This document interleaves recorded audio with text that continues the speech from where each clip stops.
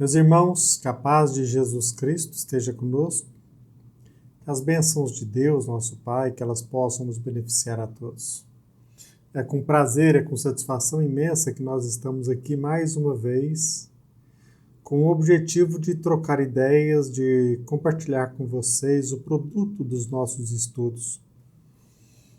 E o nosso objetivo hoje é fazer um paralelo entre ressurreição e reencarnação. Nosso objetivo aqui é dirigir a você algumas palavras, a você que é espírita. Não guardamos o propósito de levar esse nosso estudo a irmãos nossos católicos, evangélicos, protestantes. O nosso objetivo, repito, é conversar com vocês, irmãos espíritas, que estudam a doutrina espírita, para que nós possamos, assim, aprimorar o nosso conhecimento. Nós sabemos que a doutrina espírita, ela não nos escraviza.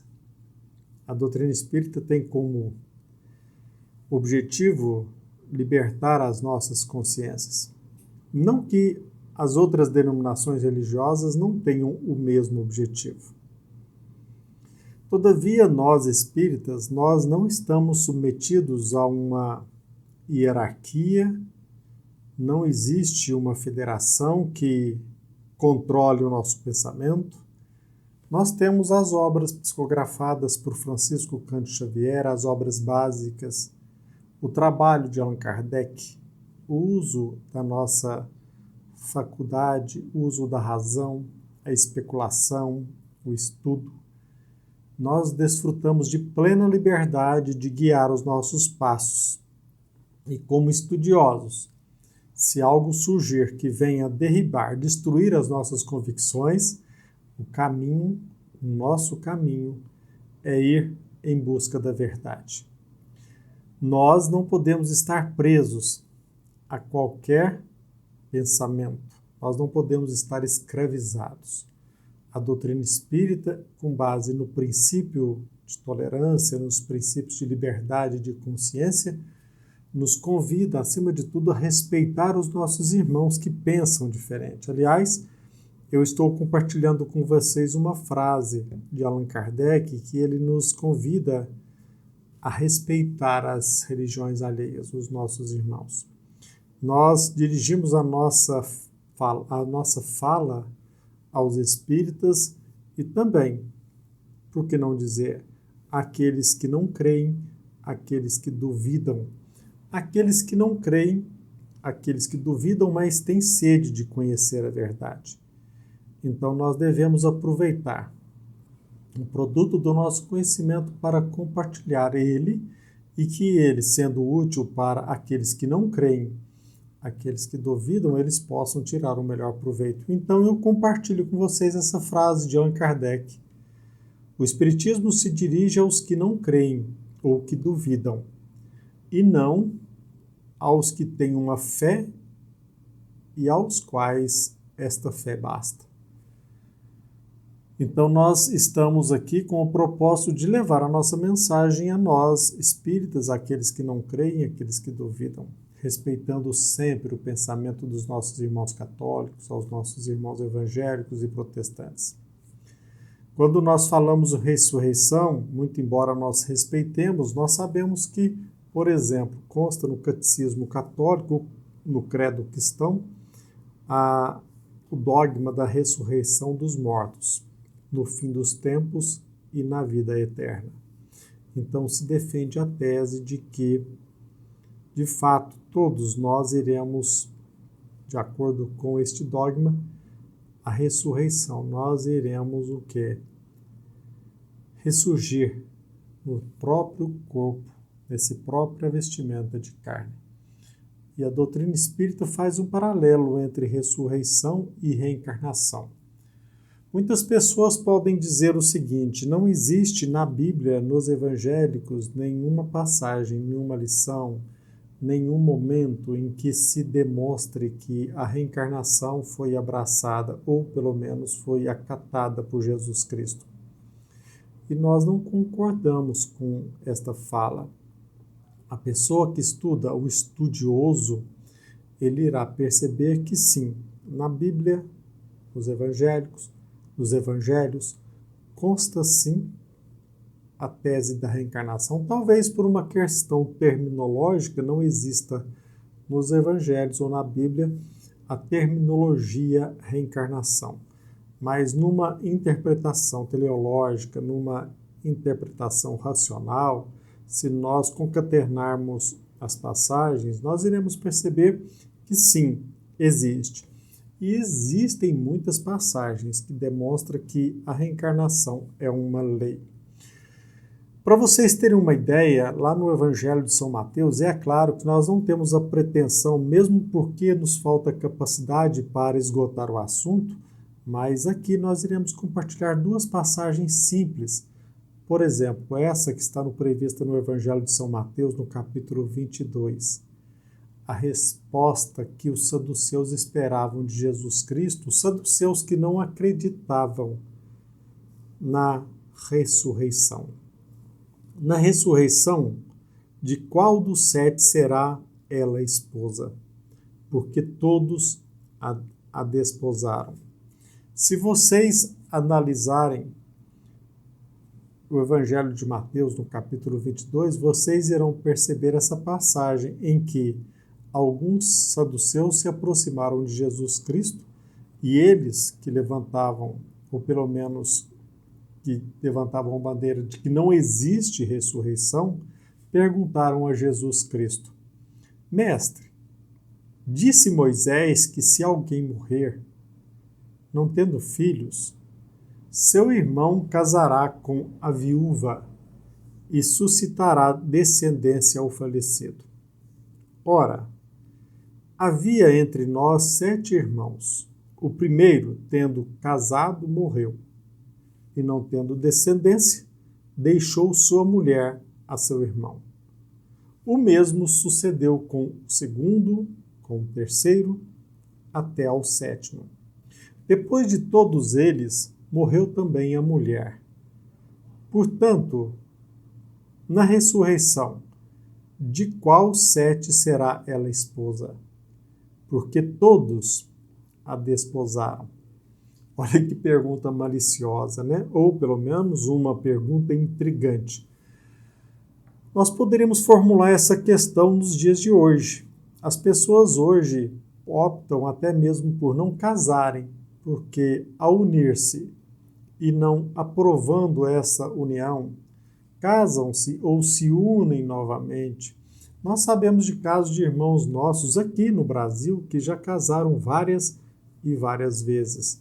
No plano espiritual, como será considerado este casamento?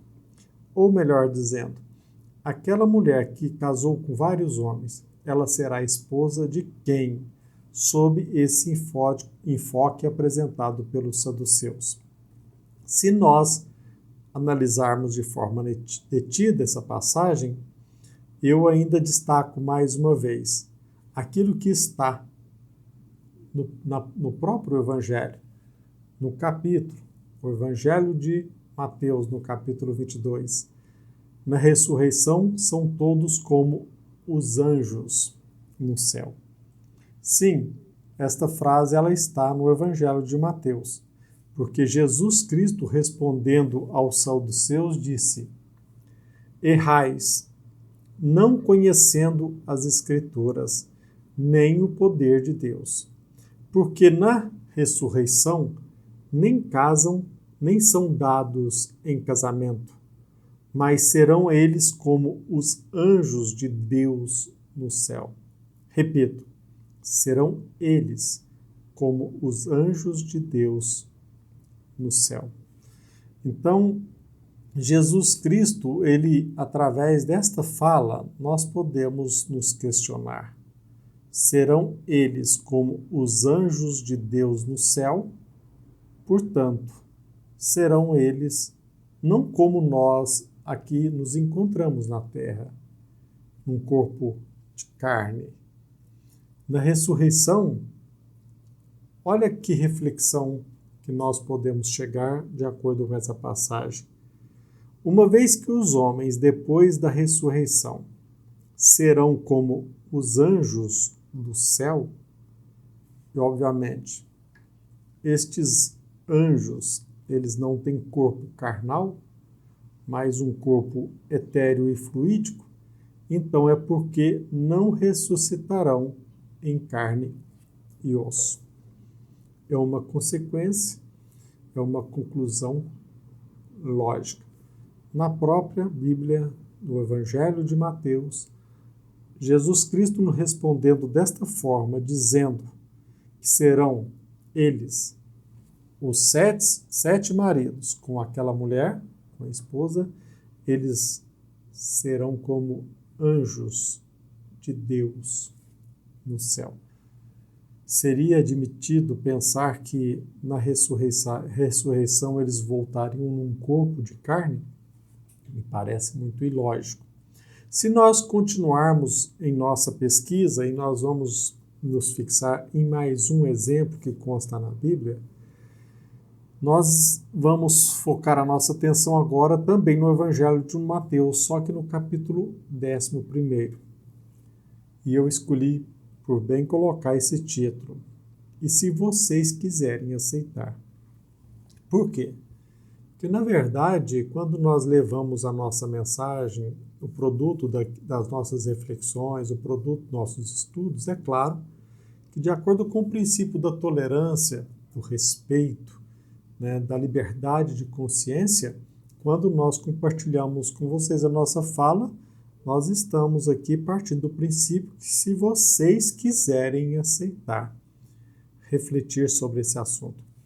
Se a pessoa quiser continuar presa, escrava, ou até mesmo respeitando a sua liberdade de consciência, se ela quiser manter com o mesmo pensamento, abraçando o mesmo princípio, nós iremos, obviamente, respeitar, mesmo porque também nós não temos o poder de influenciar, a não ser o argumento, o diálogo, para que nós possamos, nessa convivência, uns aprendendo com os outros, evoluirmos todos nós juntos.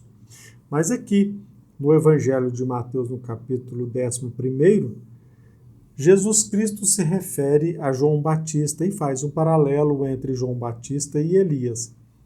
Se vocês se derem ao trabalho de procurar artigos em torno dessa passagem, eles empreenderão todos os esforços, na maioria das vezes, para refutar a conclusão de que Jesus Cristo aqui estava falando de reencarnação. Mas como principalmente os evangélicos e os católicos gostam muito de uma interpretação, se apegam naquilo que está escrito na Bíblia para levarem adiante e propagarem os dogmas, os princípios, também nós achamos nos direito que nós podemos também literalmente fazer uma interpretação do Evangelho para chegarmos à conclusão de que Jesus Cristo aqui estava falando a respeito da reencarnação.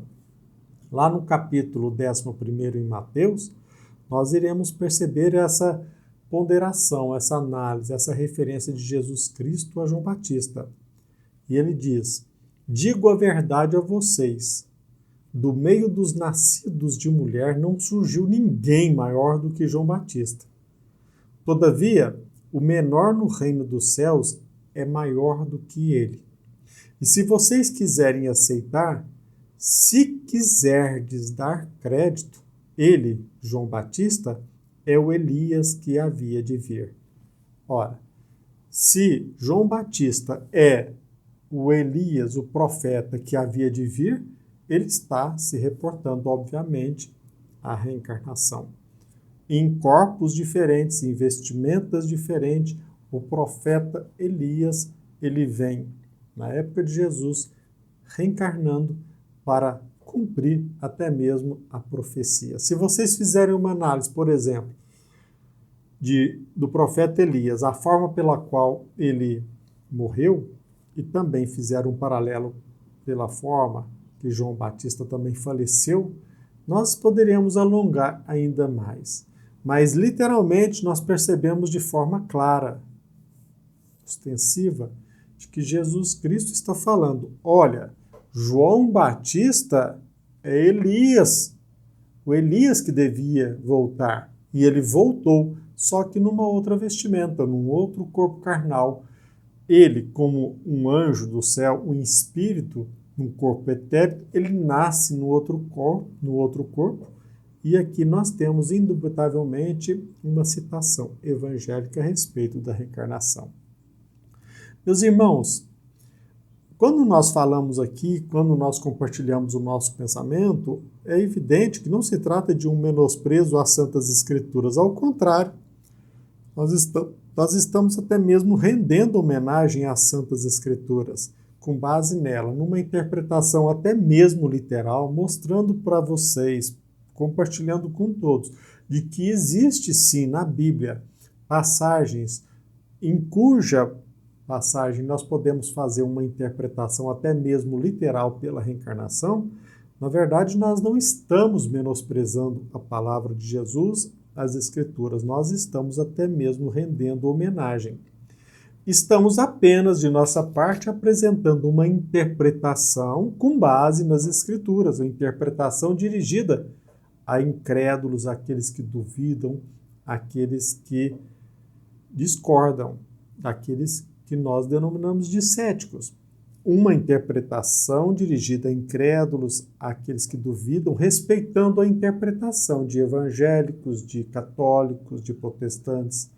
Estamos, sem dúvida alguma, no exercício de um direito nosso de interpretar a Bíblia, até mesmo numa interpretação literal, mostrando que Jesus Cristo, sim, no nosso entender, ele se reportou à reencarnação.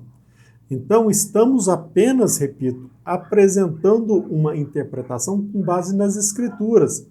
Interpretação, repito, dirigida a incrédulos, aqueles que duvidam que exista na Escritura citações e passagens pela reencarnação. Às vezes, nós incorremos em erro por mantermos-nos escravizados a uma interpretação e às vezes nós não evoluímos. Aqui nós estamos conferindo uma oportunidade àqueles que duvidam, àqueles que são incrédulos, de ir em busca da interpretação da Bíblia e também encontrar nela passagens favoráveis à nossa conclusão pela reencarnação. Às vezes a gente se apega à letra que mata e muitas pessoas defendem até mesmo coisas absurdas, que assim favorece, sem sombra de dúvida, o aumento do número de céticos, de ateus. Ao passo que se nós fizermos uma interpretação até mesmo literal, nós podemos levar a pessoa a chegar à conclusão de que, de fato, Jesus Cristo possa ter se reportado à reencarnação. Agora, como estudiosos, nós podemos também fazer uma análise filosófica, nós podemos fazer uma análise científica, porque existem muitos irmãos nossos cientistas que já estudaram e até mesmo estudam, e não só estudaram, pesquisaram através de um trabalho árduo, duro, perseverante, e levaram ao conhecimento do público estudos, monografias, dissertações, em defesa até mesmo de tese em doutorado e assim por diante, em torno da reencarnação.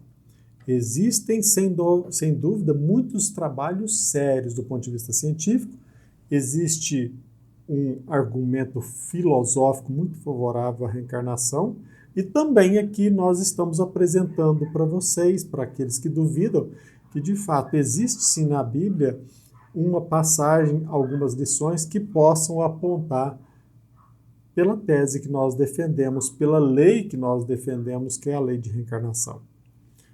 Penso que nós estamos aqui apenas contribuindo, ou pensando em contribuir, ajudar. É claro que se você estudar mais detidamente, você encontrará muitas outras passagens que podem chegar a essa mesma conclusão.